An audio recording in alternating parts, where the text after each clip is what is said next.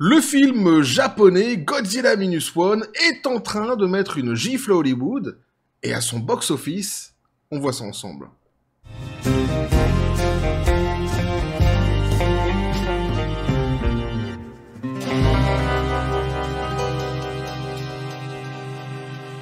Et on parle souvent des trains qui n'arrivent pas à l'heure. Et ouais, bah ici on parlera pas d'un train qui arrive à l'heure, mais d'un Godzilla qui arrive à l'heure. Ça fait un petit peu plus de bruit. C'est un petit peu plus fracassant, mais il arrive à la bonne heure. Et ouais, petit café les copains. Et là, parce que je te connais avec ton esprit perfide, ah ouais, mais je commence à te connaître maintenant. Tu vas me demander, mais à quelle heure arrive-t-il donc? Ah, pas à l'heure où blanchit la campagne, comme disait l'excellentissime, le cultissime écrivain de Baden-Baden. Tataillé, team premier degré, là je viens de faire tout le taf, hein. C'est à vous maintenant hein, de vous lancer, bah ouais, mais lancez-vous dans la bataille à un moment donné. D'ailleurs il arrive à une heure à laquelle on n'attendait pas du tout, puisqu'on n'attendait pas si haut en réalité ce fameux film japonais Godzilla Minus One. Dans l'introduction, je dis qu'il gifle Hollywood, pourquoi? Tout simplement parce qu'il leur donne d'abord une leçon d'humilité quant à son budget, on va voir ça ensemble, mais surtout, il rappelle eh bien qu'il est tout à fait possible de faire venir le grand public dans les salles, dès lors qu'une production est bien faite, et surtout qu'elle est faite. Eh oui, pour divertir, c'est étonnant.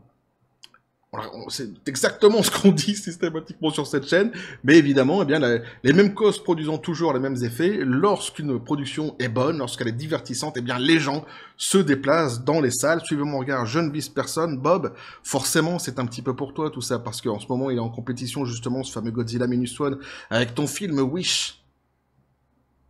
Budget estimé à 200 millions de dollars. On va voir ce qu'il en est ici, mais c'est pas joli à voir, tout ça, c'est pas joli à voir tout ça.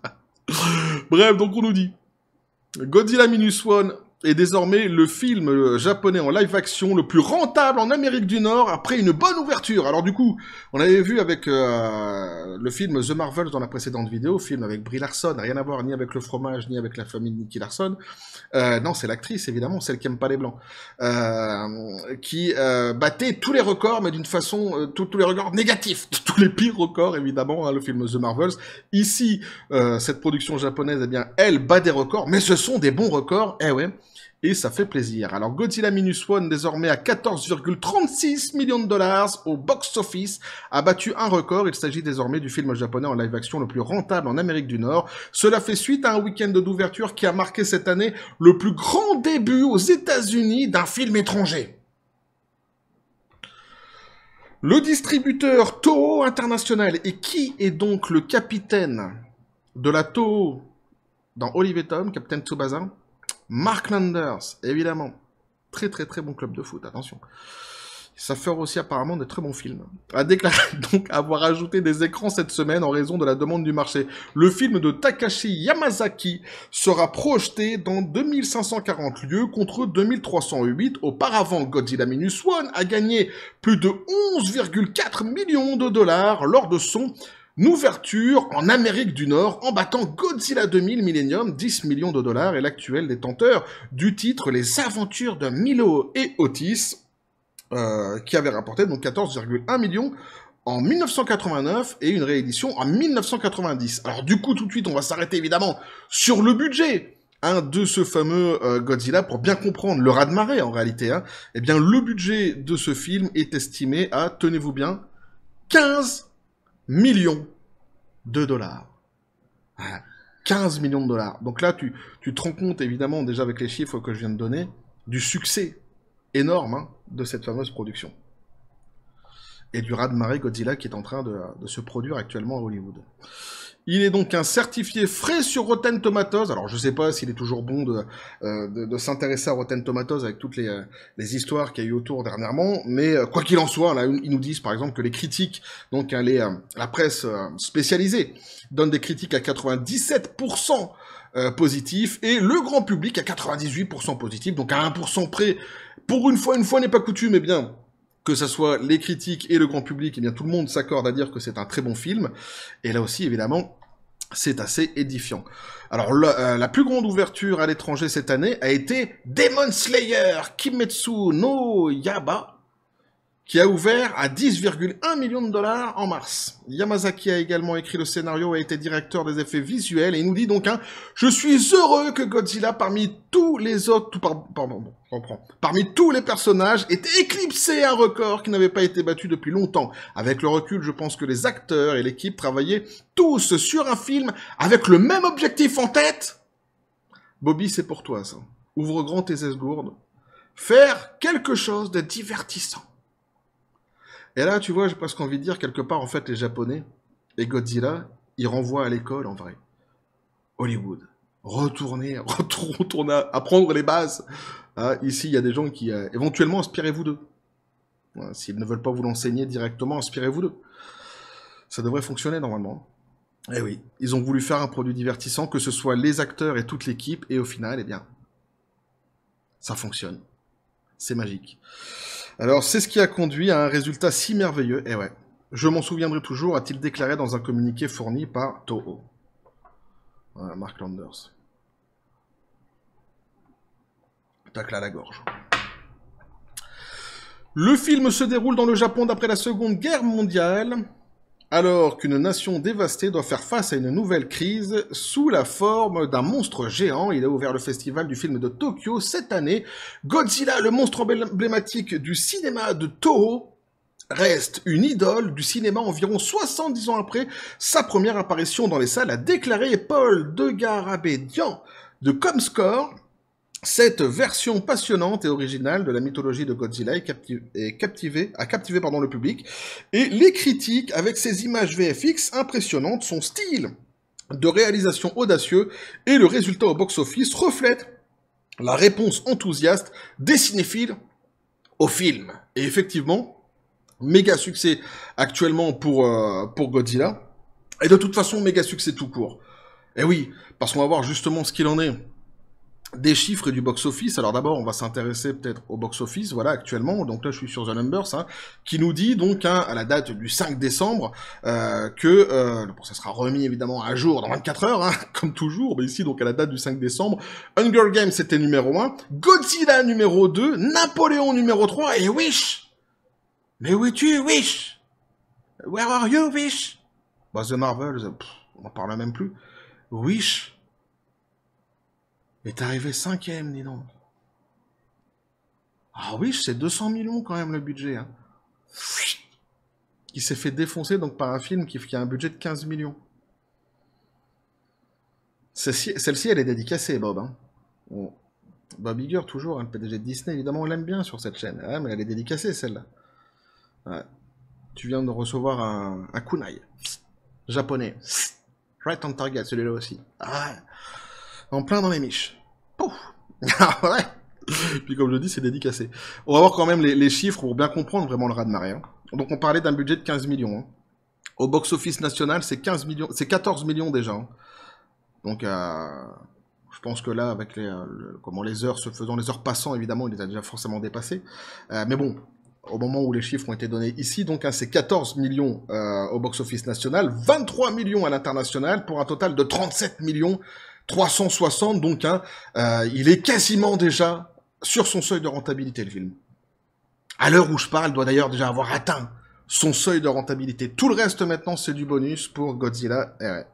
Donc voilà ce que pouvaient nous dire ici donc les articles, et comme j'ai dit, eh bien c'est une leçon déjà d'humilité quant à son budget, 15 millions de dollars à côté de certaines productions, notamment celle de Wish à 200 millions. Aussi, il nous rappelle qu'une production, eh bien dès lors qu'elle est bien faite, dès lors qu'elle est faite pour divertir les gens, dès lors qu'en fait le but c'est ça uniquement, c'est-à-dire tu veux faire un produit divertissant et tu fais tout pour qu'il le soit, en règle générale, si tu y mets du tien, ça doit fonctionner, ça devrait fonctionner, et ici donc les Japonais nous le rappellent une fois de plus. Alors, faut pas non plus tomber dans l'analyse complètement niaise en disant que Hollywood peut faire des films de cette qualité à 15 millions de dollars, puisque effectivement les coûts ne sont pas les mêmes au Japon qu'aux États-Unis, même si c'est vrai qu'on a vu par exemple Disney essaye de s'extrader davantage maintenant en Grande-Bretagne pour avoir les fameuses ristournes que lui offre le pays dès lors qu'il a un tournage de film justement sur la terre anglaise.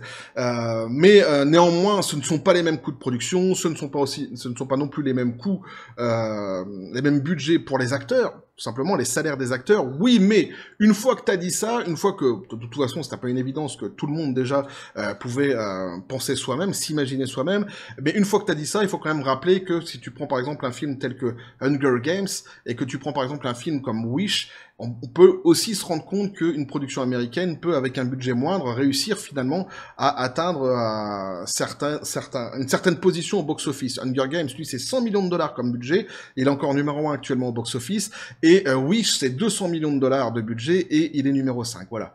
C'est ça que je voulais dire. C'est-à-dire que, effectivement, en sortie de l'analyse qu'on pourrait faire, qui serait un petit peu facile, il faut quand même tout de même rappeler qu'il est tout à fait possible d'avoir des films avec des budgets qui ne sont pas non plus délirants et qui, en plus, font venir les gens dans les salles. On peut aussi rappeler, par exemple, The Sound of Freedom, qui était là aussi un film à petit budget, qui a fait venir énormément de personnes dans les salles. Voilà. Donc ici, évidemment, c'est une grande leçon d'humilité pour Hollywood, hein, tout simplement. Alors, attention, hein, quand je dis que Hunger Games, il est numéro 1, oui, j'avais fait une vidéo pour dire que c'était un flop, parce que, toujours pareil, c'est-à-dire comparé à tous les autres Hunger Games, actuellement, c'est le film le moins performant. Hein, de toute la licence Hunger Games. Donc si tu prends la licence Hunger Games, évidemment, c'est un flop dans cette fameuse licence. Voilà, la parenthèse ici est refermée. Mais donc, on comprend bien le raz-de-marée Godzilla actuellement, la gifle que les Japonais ont mise tout simplement à Hollywood, hein, avec ce qui est en train de se passer, et c'est assez édifiant, c'est assez drôle, et moi ça me fait franchement plaisir. Ça me fait franchement plaisir parce que c'est ça qu'on veut en fait. Tout simplement, ce sont des produits qui sont divertissants, qui donnent envie d'aller les voir, et quand les gens sortent de la salle, ils se disent bah, j'ai payé mon billet mais on m'a pas volé. Je suis content. Je suis content. Et en plus, ils ont réussi à le faire avec un budget moindre, donc tout cela, évidemment, participe à rendre toute cette histoire assez édifiante, hein, comparé à tout ce qui se passe actuellement, évidemment, avec toutes les autres productions à Hollywood et toutes les productions américaines, hein, globalement, qui sortent dernièrement avec des budgets souvent complètement délirants. On parle, par exemple, pour Blanche-Neige d'un budget qui dépasserait déjà les 300 millions de dollars. Enfin, c'est un truc de fou, quoi. Ouais. Donc, quelque part aussi ici, hein, les Japonais, eh bien, donnent comme je dis, une gifle, mais aussi, ils remettent ils pourraient d'ailleurs renvoyer davantage, je devrais dire, eh bien tout Hollywood à l'école, hein, réapprendre comment divertir les gens, comment faire plaisir au grand public. Inspirez-vous de ce que les Japonais font, parce qu'en ce moment, eux, ils cartonnent de plus en plus, hein. Le cinéma asiatique, en règle générale, hein, de toute façon, hein, cartonne de plus en plus, ils mangent comme ça de plus en plus de parts de marché, et évidemment, ça sent pas très très bon non plus pour Hollywood, tout cela. Et nous, par contre, pour le grand public, c'est une très bonne chose. Eh oui, évidemment. Donc voilà, donc je voulais vous partager quand même ce petit Godzilla, hein, qui est en train de surperformer aux États-Unis, et ça fait grandement plaisir. Donc n'hésitez pas à me dire ce que vous en pensez dans les commentaires, à vous abonner si le contenu vous a plu, activer la petite cloche pour les prochaines notifications, les prochaines vidéos qui vont arriver, à balancer un like, à partager la vidéo. Vous avez mon XOR, le Discord et le Facebook de la chaîne qui sont dans la description des vidéos. N'hésitez pas à venir, à basculer du côté de la force absurde des réseaux sociaux. Sur ce, les copains, je vous dis comme toujours à la John Spartan, paix et félicité. Un petit mot quand même pour le pistolet à pompe. Voilà, qui s'était pas exprimé jusqu'ici. Il est content, hein, il est content. Voilà, ce qu'il vient de dire, bon, les quelques petites injures qu'il vient de sortir, elles sont destinées à Bob, évidemment, à Bobby. Il l'aime pas. Ah, il l'aime pas beaucoup, faut dire les choses comme elles sont. On va continuer évidemment de suivre tout cela, que ce soit Godzilla et tout ce box-office actuellement, qui nous révèle quand même pas mal de choses, puisqu'on voit que Wish est en train de se casser profondément. Plutôt de se casser assez clairement, devrais-je dire, plutôt la tronche. De toute façon, je reviendrai dessus, je ferai une vidéo. Wish, on va laisser encore, en fait, finir sa tournée, hein, sa tournée théâtrale, sa tournée dans les cinémas, Wish, et on verra ce qu'il en est, évidemment, à la fin. Peut-être un miracle, tu sais, hein, tout d'un coup, il va s'envoler dans des sphères encore jusqu'ici jamais visitées.